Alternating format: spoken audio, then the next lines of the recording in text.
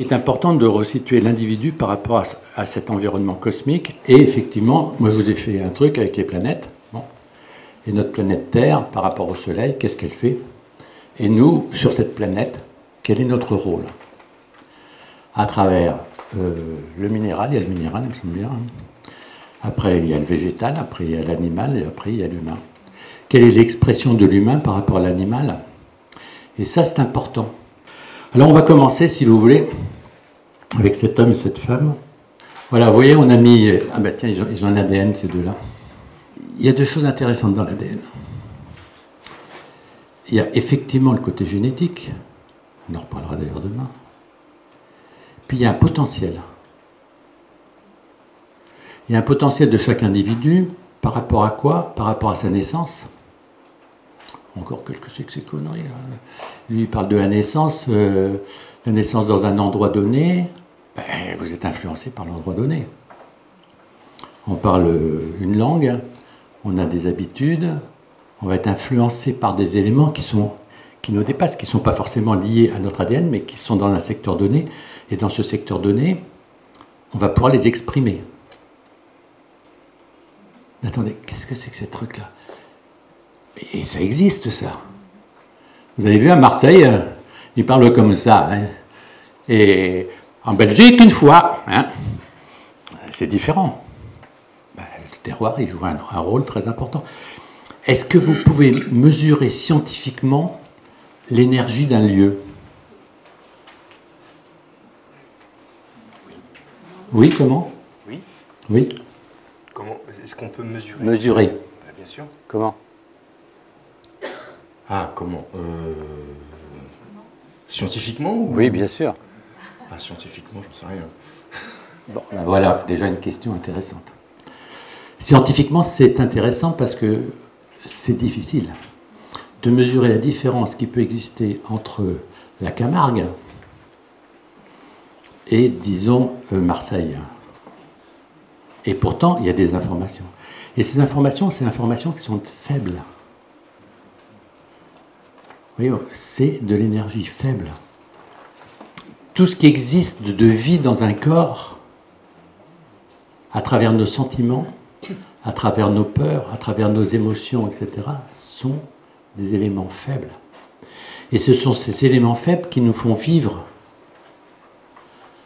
La vie serait-elle liée justement à ces éléments faibles qui nous donnent une pulsion de vie, qui nous font cogiter, qui nous font avoir un projet?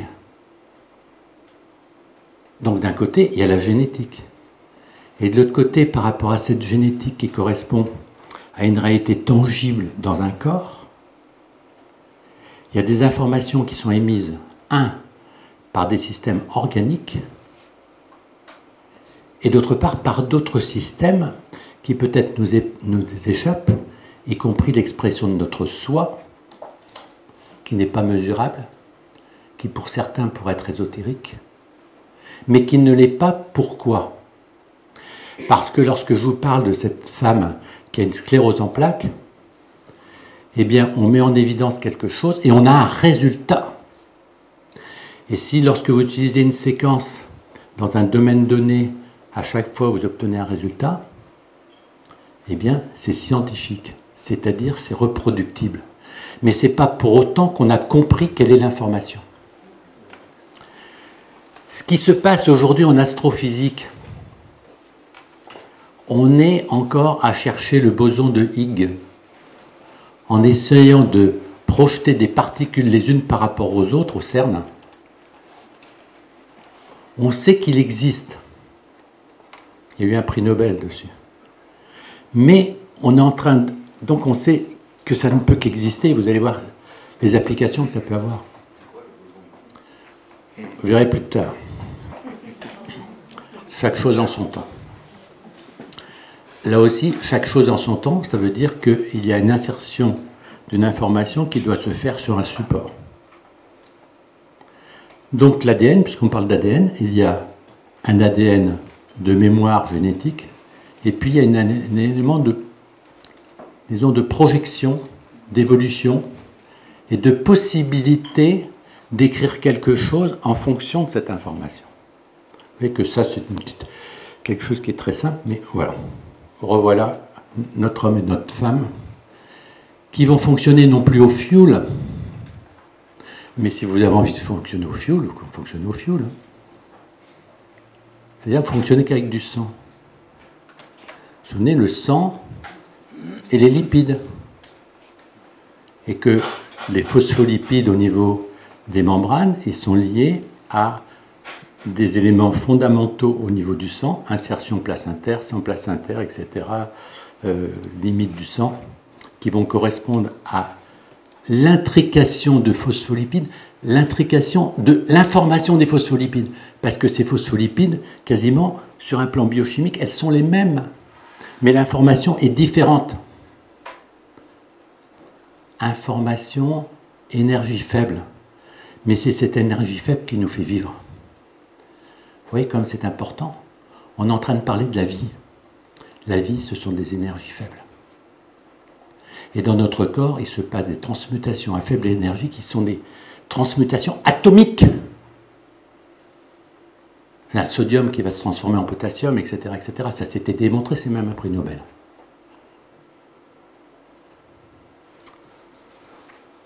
C'est intéressant de mettre ce petit canevas.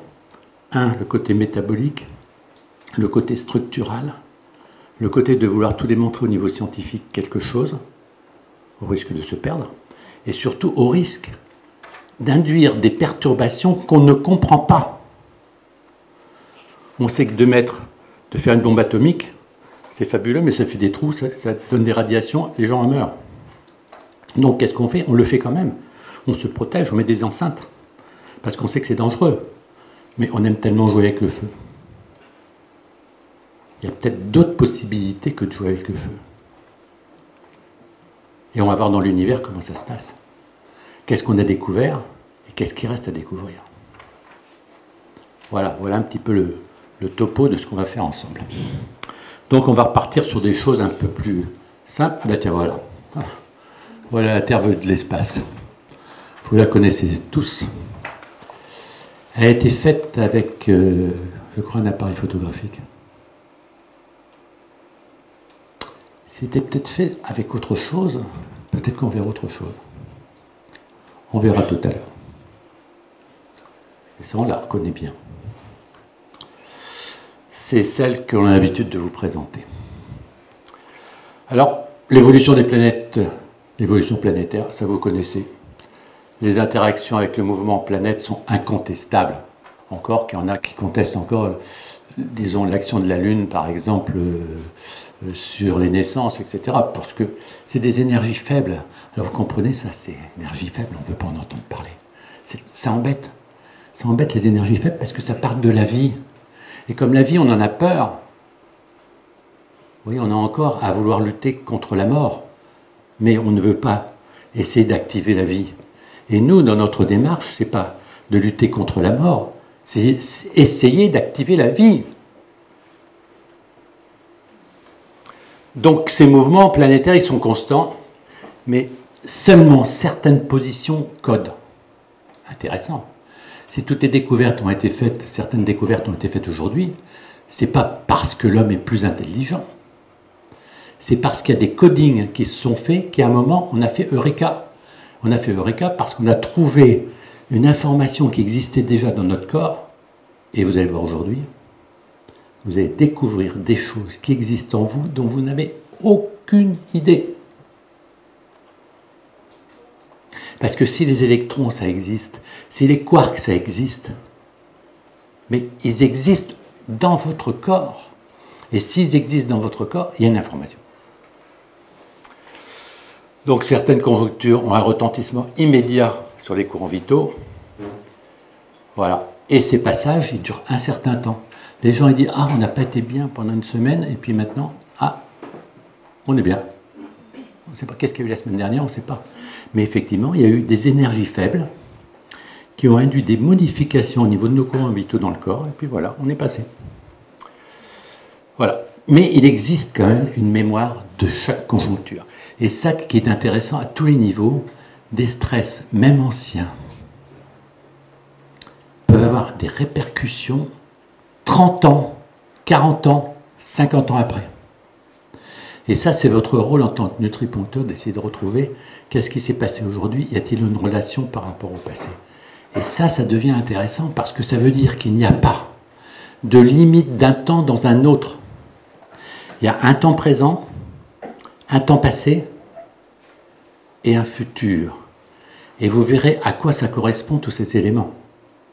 Et ça correspond à des informations spécifiques. Ça correspond à des particules spécifiques. Ok ? Alors, on continue ça. La Terre est un corps vivant en relation avec son environnement planétaire. Donc, on ne peut pas s'occuper que de la Terre sans s'occuper de l'environnement. Ça, c'est important. Et puis, sur cette croûte terrestre, il y a des éléments qui sont fondamentaux, le minéral, le végétal, l'animal et l'homme. Et qu'est-ce qui fait l'homme, ou l'humain plutôt? Quelle est cette relation entre les différents éléments? Mais ça, vous connaissez très bien tout ça. Les mouvements de la Terre, ces radiations telluriques interviennent directement sur nos courants vitaux. De temps en temps, vous voyez, vous avez un passage, disons cosmique, vous avez un passage tellurique. Vous voyagez d'un pays dans un autre, vous changez de lieu, vous changez d'espace, thyroïde prostate, thyroïde utérus. Bon, on se remet dans le temps présent, on se remet dans une action par rapport au temps présent. Vous voyez que là, simplement par un voyage, vous apercevez qu'il faut vous insérer dans un lieu, que tous les problèmes thyroïdiens sont liés à un problème d'espace et de temps. Rien qu'en se baladant sur notre planète, on se met dans un espace et un temps différent. Un espace et un temps différent, et aussi des informations qui sont des informations faibles, qui peuvent modifier certaines choses dans notre corps, et c'est ça l'enrichissement des voyages. Parce que vous allez dans un lieu, vous allez visiter, faire des photos, faire des Wi-Fi, comment on appelle ça, des selfies, là. Vous allez faire des selfies, regarde comme je suis beau. Parce que mais dans un lieu donné. Et ce lieu donné, il va donner des informations. Ça peut peut-être se voir sur les visages, d'une manière ou d'une autre, mais quelque part, ça se ressent, l'alimentation est différente, etc. Donc, il va y avoir des influences qui sont intéressantes. Donc, c'est ça ce qu'on disait. Chaque partie de la Terre présente des caractères particuliers, et ces caractères particuliers, ça correspond à des plans, des interactions, des plans qui se passent dans la Terre. Avouez que c'est quand même intéressant. On va peut-être en parler de ça. Quels sont ces plans qui interagissent les uns par rapport aux autres et qui vont donner une information? Vous voyez, si par exemple vous allez en Camargue, Sainte-Marie-de-la-Mer, c'est super intéressant parce que là vous sentez le sertissage de votre corps qui est 10 fois plus puissant. Donc vous allez là-bas et vous allez sentir, qu'est-ce qui se passe? Parce qu'il y a une énergie particulière qui est hyper intéressante. Donc on s'enrichit dans un lieu parce qu'on en prend conscience. Mais si vous traversez à travers ce lieu qui a fait effectivement des petites énergies faibles, qu'est-ce que ça va vous faire? Que dalle, vous passez à travers quelque chose. C'est comme si vous passez dans un truc de rayon X, les rayons X, vous ne les voyez pas, vous êtes irradié. Donc il y a une mémoire qui s'est passée à un endroit donné. Vous avez rencontré quelqu'un, même si vous ne l'avez pas vu, il a pu se passer quelque chose au niveau des yeux, et vous allez avoir une mémoire par rapport à ça. Bon. Et notre insertion gravitationnelle, vous verrez, on en parlera. D'ailleurs, aujourd'hui, les gravitons, on se pose des questions sur savoir si ça existe ou pas. C'est une hypothèse. Bon. Louis-Claude Vincent, qui est un électrophysicien, a été un des premiers à comprendre, à expliquer comment les cellules produisent de la bioénergie électromagnétique par auto-électrolyse biologique.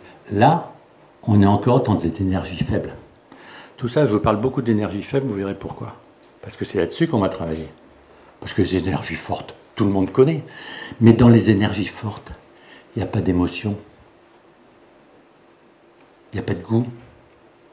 Il n'y a pas de vie. On est dans une logique implacable et dans une dynamique mentale. Et puis ces systèmes biologiques, on s'est rendu compte qu'il y avait des oscillations électriques longitudinales, exactement, avec une fréquence particulière. Dû aux propriétés bipolaires, mais ça vous connaissez, neutrinos, etc. Bon. Ça, c'est très important. Vous avez le courant et vous avez le champ qui est perpendiculaire au courant. Voilà. C'est le champ magnétique. Donc, si vous avez de l'électricité dans votre corps, vous avez un champ magnétique. Si vous avez des champs magnétiques, vous avez des interactions des champs magnétiques les uns par rapport aux autres. Intéressant. On a déjà travaillé sur le magnétisme osseux, le magnétisme musculaire et le magnétisme cutané. Il y a bien longtemps qu'on l'a oublié. Mais tout ça, c'est très important parce que si vous avez un bon magnétisme structurel, nos noces, ils sont contents.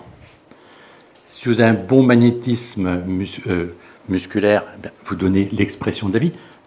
Et ce cutané est super important, ce magnétisme cutané, parce qu'il vous donne une limite par rapport à l'autre. Donc là, on a quelque chose d'intéressant parce qu'il y a 3 spins différents qui tournent peut-être différemment. Vous voyez ?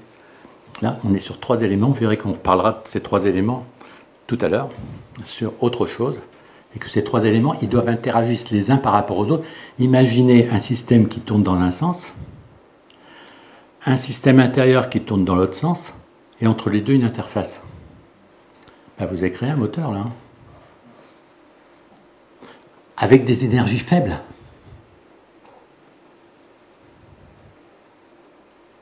Intéressant, non? Oui, c'est que de la réflexion, ça. Bon. Il y a des gens qui sont organisés, les étourneaux, ils sont organisés dans l'espace.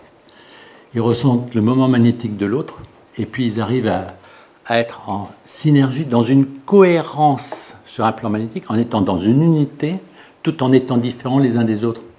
Avouez que c'est quand même intéressant. Alors, la question, est-ce que ça se passe dans l'organisme, entre nos différentes cellules qui vont se reconnaître comme des étourneaux, qui sont, parce que ces cellules, elles ne sont pas fixes, elles ont une dynamique les unes par rapport aux autres. Elles ont une expression. Donc peut-être qu'on a des étourneaux qui tournent dans notre corps, peut-être, ça c'est possible, mais qui sont dans une auto-organisation, issus de l'interaction de tous les éléments qui sont des individualités. Et c'est une propriété émergente, fruit de l'interaction cohérente des éléments. C'est des petites réflexions qui permettent de commencer à voir la vie et cette indépendance des cellules les uns par rapport aux autres, des spins les uns par rapport aux autres. Les phénomènes d'auto-organisation s'observent bien sûr dans les sociétés animales, fourmilières, elles s'arrangent toutes, mais dans les sociétés humaines, les paniques collectives, les systèmes géographiques, etc. Mais tout ça, on est dans quoi? Dans des systèmes collectifs. On est dans l'armée. L'armée, ce qui est important, c'est que le bataillon, il passe. Mais qu'il y en a un qui meurt, 2, 3, 4, c'est pas important. C'est le bataillon qui est important. C'est unitaire. C'est animal. L'humain, il est à un autre niveau. Il a passé du système collectif, et vous n'êtes pas un groupe de nutriponcteurs. Vous êtes des hommes et des femmes différents les uns des autres, avec une expression propre, des courants vitaux qui sont propres et qui utilisent une technique qu'ils adoptent ou qu'ils refusent, parce qu'il y a des particules qui correspondent à cette expression des courants faibles.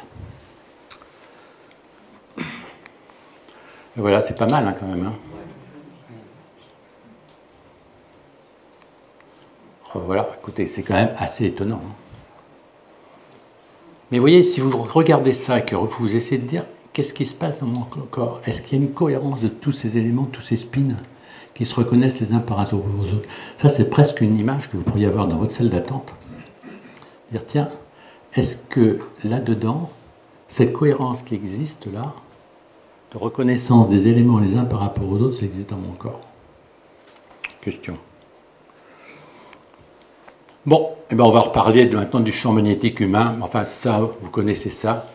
On en a parlé déjà un petit peu, la mise en évidence d'un potentiel au niveau membranaire, de la mise en évidence d'un champ électrique avec réception, transformation, émission, liées à des modifications biochimiques, bien sûr, mais la biochimie électrique, électromagnétique. Et je ne sais pas si vous vous souvenez du cours sur les neurones, où les neurones sont même capables de changer la place de leurs gènes au niveau de l'ADN. Qu'ils émettent ces informations, les neurones, d'une façon électromagnétique, d'une façon biochimique, d'une façon électrique. Donc en fait, tous ces éléments-là, ils existent les uns par rapport aux autres. Et ça, c'est fondamental. Tous les systèmes de communication sont liés à une réception de signaux, au même titre que le système cognitif, en relation avec les 5 sens qui informent le système nerveux des éléments extérieurs. Mais puisque ces champs ils sont trop petits pour être détectés, les biologistes ont dit qu'ils ne pouvaient pas avoir une signification physiologique. Donc, et encore qu'aujourd'hui, quand même, quand on interroge un patient, même des médecins, disons, qui sont des scientifiques, ils vont dire « Il ne vous est pas arrivé quelque chose ?» « Ah oui, depuis le décès de votre mère. » Bon, depuis le décès de sa mère. D'accord. Et alors, qu'est-ce qu'on fait?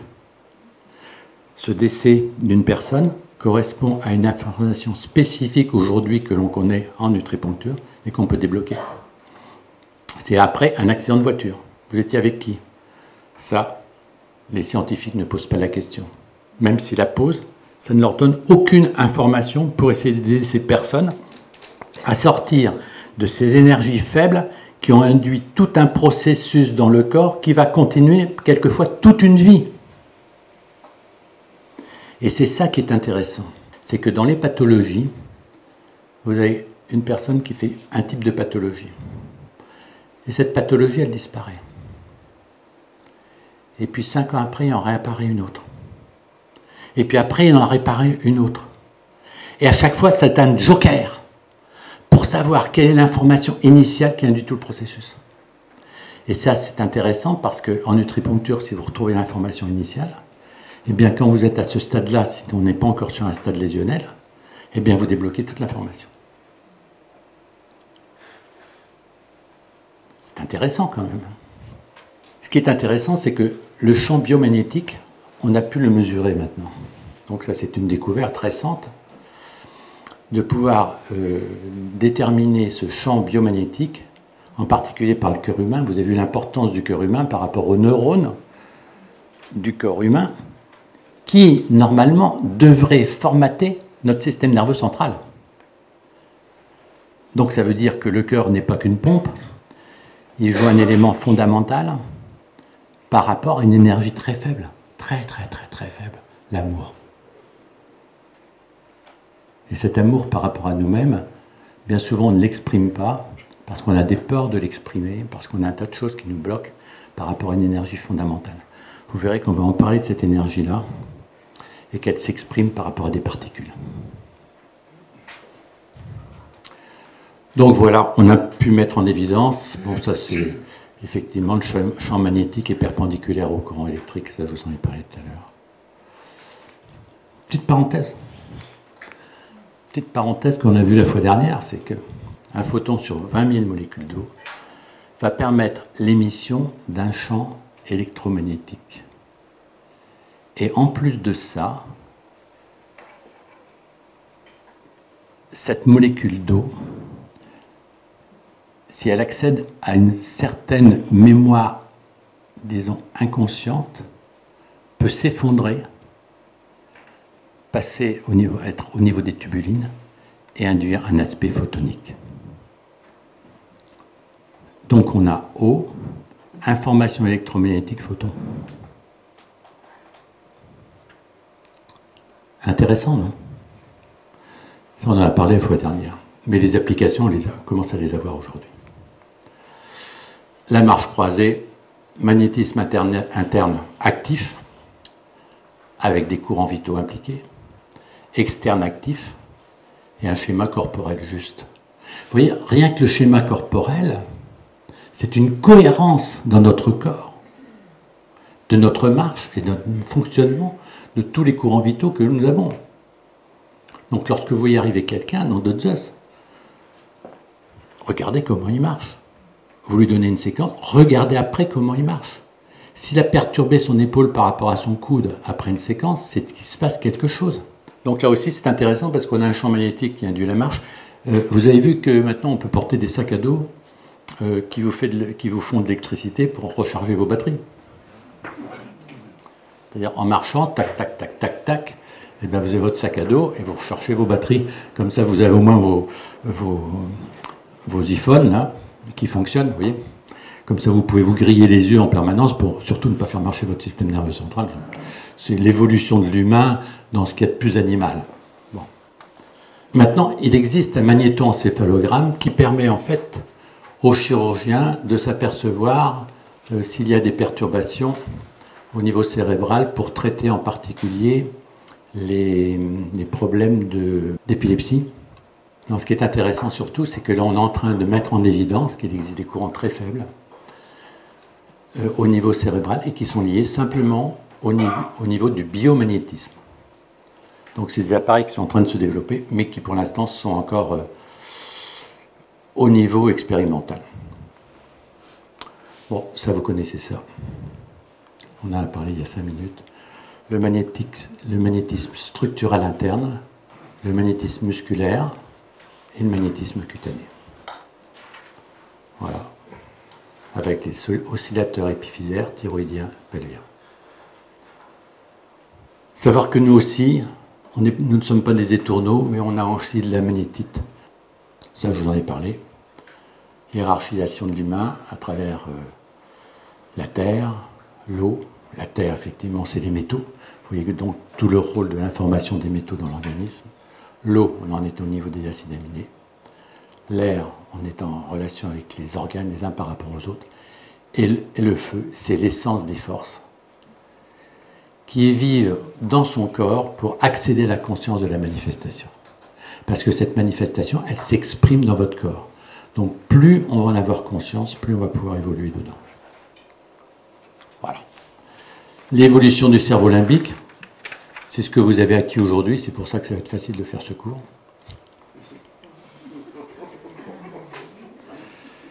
C'est-à-dire qu'on est sorti du ressenti animal, de la dynamique mentale,